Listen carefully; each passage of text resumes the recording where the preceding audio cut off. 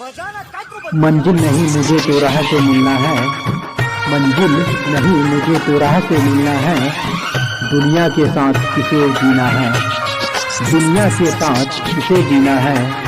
मुझे तो एटीट्यूड में जीकर शान से मरना है, मुझे तो एटीट्यूड में जीकर शान से मरना है। जिंदगी में प्रॉब्लम आती रहेगी, जिंदगी में प्रॉब्लम आती रहेगी। उन प्रॉब्लम के साथ साथ दुनिया को वाट लगा दो, उन प्रॉब्लम के साथ साथ दुनिया को वाट लगा दो।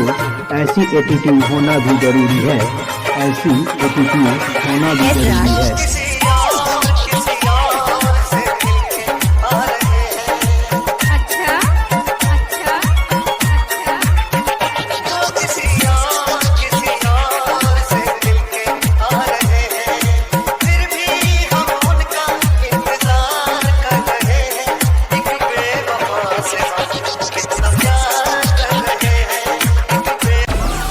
Download Moj.